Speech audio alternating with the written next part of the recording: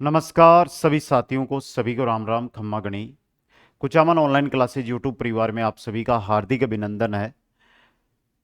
चतुर्थ श्रेणी कर्मचारी भर्ती 2025 सिलेक्शन की एक जो आपकी उम्मीद है उस पर खरा उतरने का प्रयास हम रेगुलर करते आ रहे हैं। और आज हम फिर से हिंदी के 50वें क्वेश्चन जो सिलेक्टेड क्वेश्चन है वो लेकर आए हैं और 50 में से 35 सही करो, नौकरी पाओ।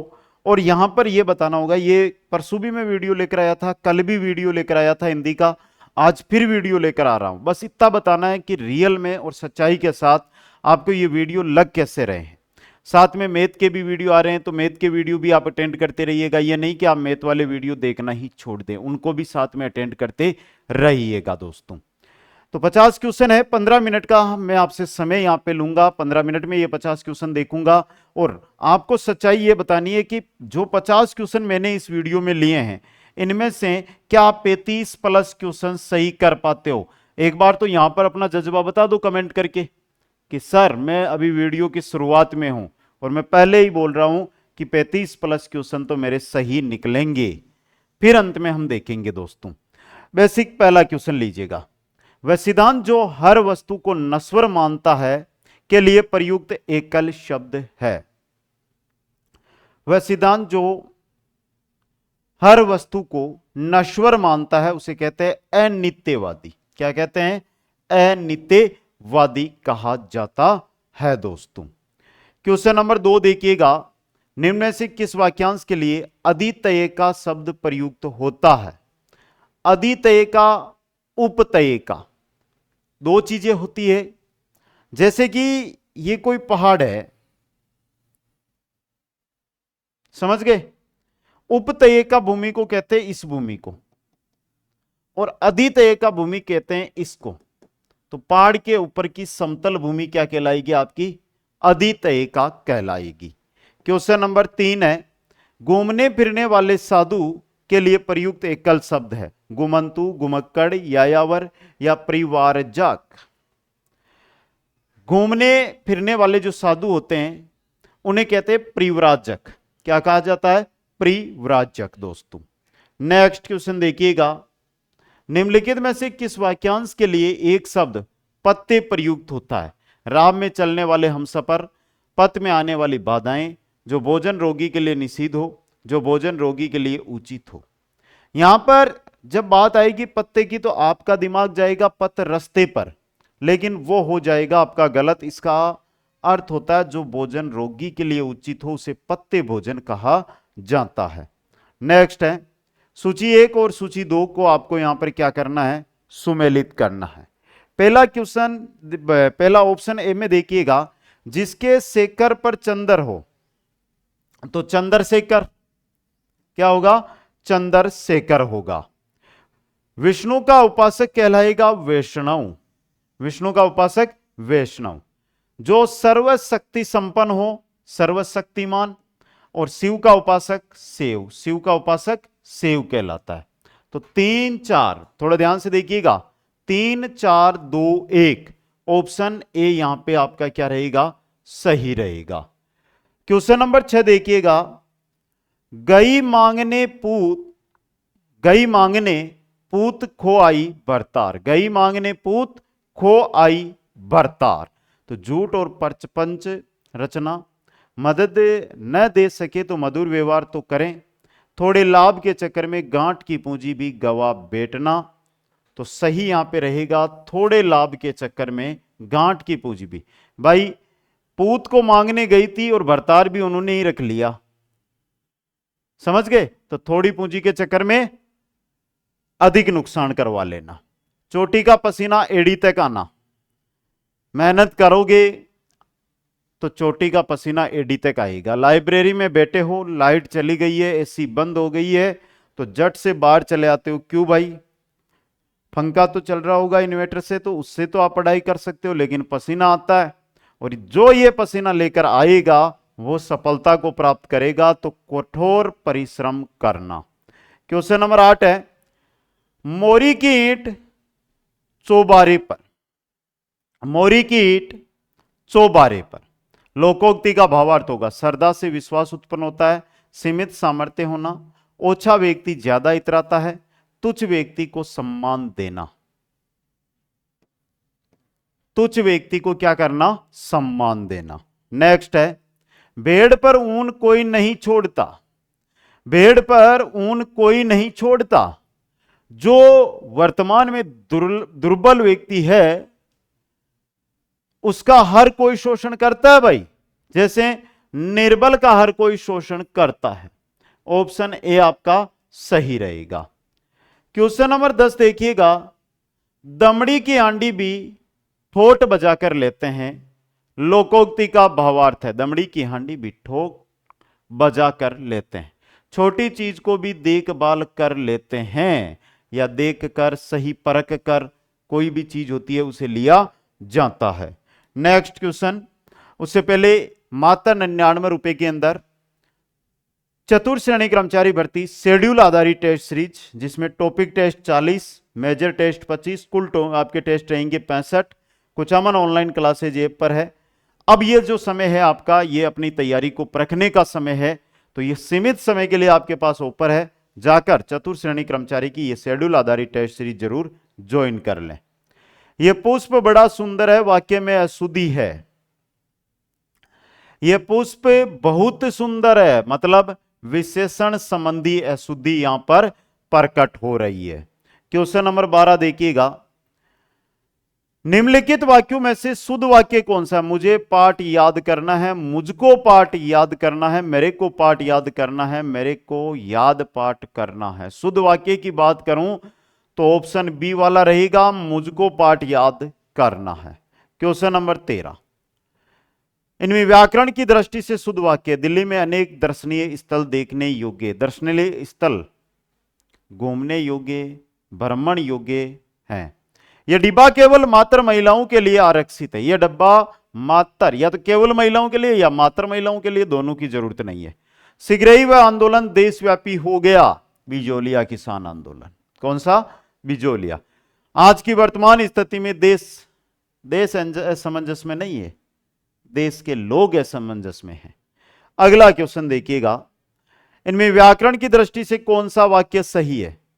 सभा भवन में अनेक लोग उपस्थित थे, पहला ही एकदम सही है, संभवतः वह आज उससे आएगा। पुस्तकालय में अनेक पुस्तकें हैं। इस गुप्त रहस्य को किसी पर प्रकट मत करना। इस गुप्त रहस्य को कभी भी प्रकट मत करना, या किसी को भी प्रकट मत करना। नेक्स्ट, व्याकरण की दृष्टि से कौन सा वाक्य शुद्ध नहीं है? मेरे पास 50 रुपए, वह अपना काम करके वह लौट आया, यदि भी वह अनपढ़ है फिर भी बेवकूफ नहीं है, वह सदैव ही सत्य बोलता है। क्या गलती है? वह सदैव ही, क्या सदैव ही जरूरती है? वह सदैव सत्य बोलता है।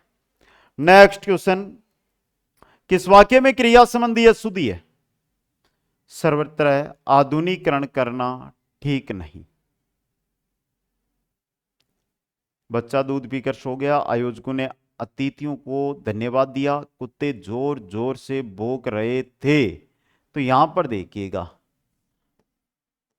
क्रिया की बात हो रही है और क्रिया संबंधी अशुद्धि ऑप्शन ए में है। नेक्स्ट, इनमें से किस वाक्य में विशेषण से संबंधित अशुद्धि है? वे बहुत अच्छे इंसान है, विशेषण किससे कहते हैं भाई? यहां पर शुद्ध गाय का दूध मिलता है, यहां पर गाय का शुद्ध दूध मिलता है, गाय का शुद्ध दूध मिलता है। नेक्स्ट क्वेश्चन है, निम्नांकित वाक्यों में से कौन सा वाक्य शुद्ध है?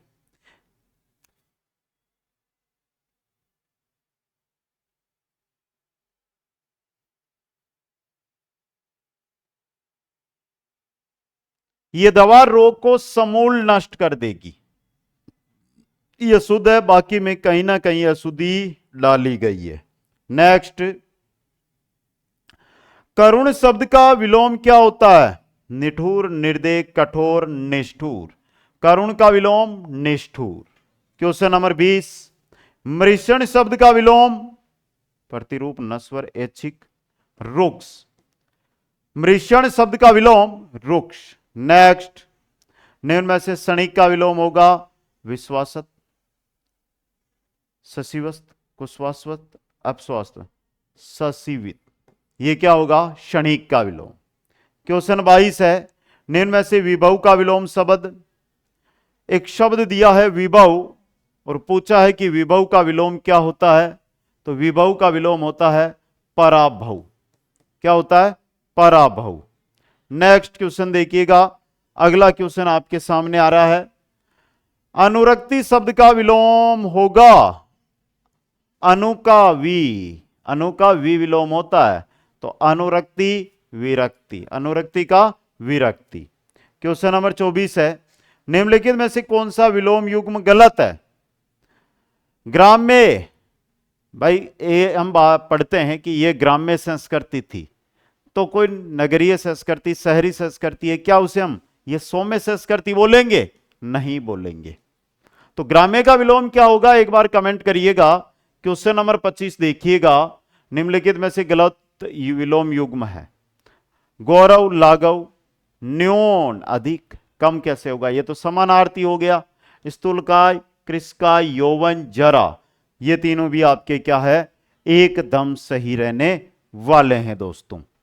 क्वेश्चन नंबर 26 की तरफ चलते हैं। 26 नंबर क्वेश्चन देखते हैं, वक्ता शब्द में प्रयुक्त धातु व प्रत्यय का सही रूप है। वक्ता यानी बोलने वाला, तो वच धातु लगी हुई है यहां पे, वच प्लस ता, च किस में बदलेगा? कह के अंदर, वह कहता।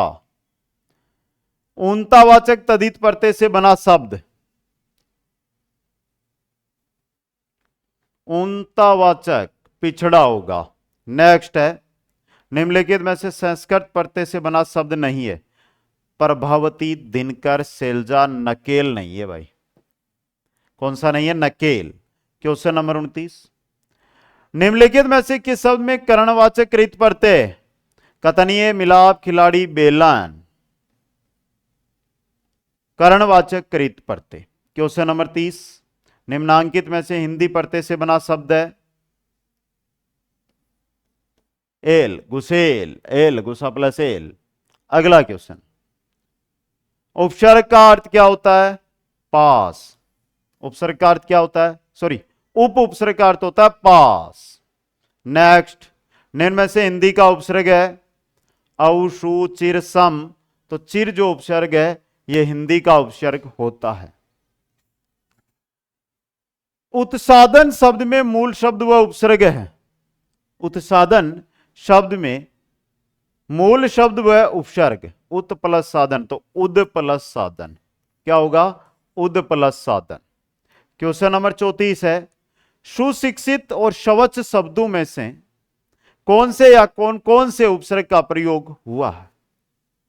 देखो यहां पर भी सु है और यहां पर भी सु है, सु प्लस अच, तो यहां पर केवल सु उपसर्ग लगा हुआ है दोस्तों।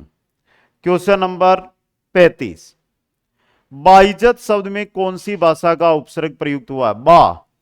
ये जो बा है ना, ये बा बिहारी नहीं है भाई, ये विदेशी है। ये क्या है? विदेशी उपसर्ग। क्वेश्चन 36 है, निम्नलिखित में से किस विकल्प में सभी शब्द विदेशी उपसर्ग से बने हुए हैं? तो देखिए, ब और नेक दोनों ही विदेशी है। ब और नेक दोनों ही विदेशी उपसर्ग है दोस्तों। क्वेश्चन नंबर 37 है, अभिन्यस्त शब्द में उपसर्ग है कौन सा? अभी। कौन सा उपसर्ग लगा हुआ है? अभी उपसर्ग। क्वेश्चन नंबर 38 है, अलंकृत अनलंकृत शब्द में मूल शब्द व उपसर्ग होगा। अनलंकृत में होगा अन प्लस अलंकृत, अन प्लस अलंकृत। क्वेश्चन नंबर 39, अति उत्पादन शब्द में कितने उपसर्ग है? अति प्लस उत्पादन, अति प्लस उत्पादन। क्या सही है क्या? तो उपसर्ग हो गए 2। अगला क्वेश्चन देखिएगा, अधीन शब्द में मूल शब्द व उपसर्ग है। अधीन में यह देखो, अधि प्लस इन, अधि प्लस इन। नेक्स्ट है, निम्नलिखित में से तत्सम शब्द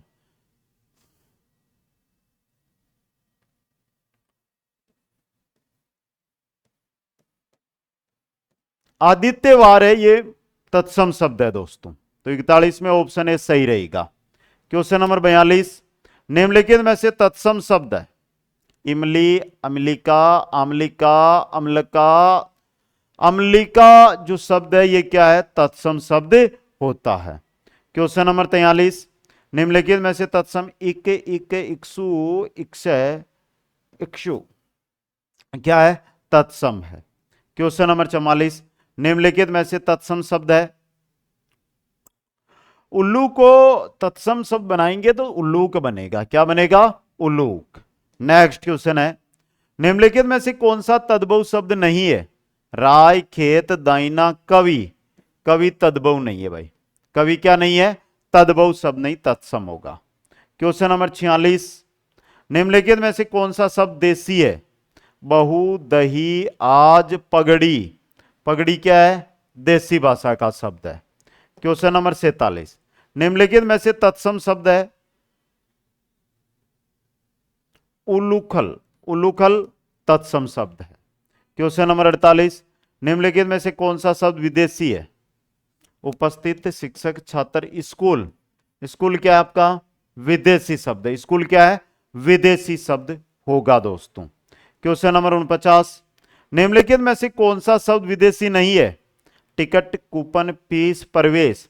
प्रवेश विदेशी शब्द नहीं है। प्रवेश क्या नहीं है? विदेशी शब्द नहीं है। क्वेश्चन नंबर 50, निम्नलिखित में से विदेशी शब्द बताइए। राष्ट्र, निरंतर, व्यक्ति, दौरान। यहां पर विदेशी आपका दौरान है। विदेशी क्या है? दौरान है। तो ये थे आपके पूरे 50 क्वेश्चन। और 50 में से जिन्होंने पहले बताया था कि मैं 35 प्लस या मेरे 35 से कम जो आंकड़ा आपने लगाया था, क्या वो आंकड़ा आपका यहां पर पहुंच रहा है? तो एक बार जरूर उसके बाद दूसरा कमेंट आपको करना है। यह था आज का वीडियो। कैसा लगा आपको एक बार कमेंट करके बताएं। और साथ के अंदर आपके पास चतुर्थ श्रेणी कर्मचारी भर्ती के लिए live batch, recorded batch, person bank, schedule आधारित टेस्ट सीरीज, 20 मेजर टेस्ट। भाई आप 5-5 हजार रुपए में ऑफलाइन टेस्ट सीरीज ज्वाइन करते हो, क्या मिलता है भाई? वहां पर वही मिलता है, जाके टेस्ट देकर आगे और आपको पेपर के अंदर पेपर मिल गया। वही काम यहां पर है। शेड्यूल आधारित टेस्ट सीरीज में आपको टॉपिक टेस्ट, मेजर टेस्ट 65 मिलेंगे। इसमें आपको टेस्ट होगा जिसको आप एक पैटर्न है, ऑनलाइन जो एग्जाम होते हैं ना उसकी प्रकार टेस्ट देना है। उसकी पीडीएफ आपको मिल जाएगी, तो पेपर भी आपको मिल जाएगा। और मात्र 99 रुपये में उपलब्ध है। वहां पर कहाँ 3000 5000 रुपये, कहाँ 99 रुपये। आप ज्वाइन करोगे ना तो पता चलेगा। तो कैसा लगा ये वीडियो? एक बार वीडियो को लाइक, शेयर और चैनल को सब्सक्राइब करना ना भूलें। हंसते रहे, मुस्कुराते रहे और देखते रहे कुछ अमन ऑनलाइन क्लासेज। मिलूंगा नेक्स्ट वीडियो में। जय हिंद, जय भारत।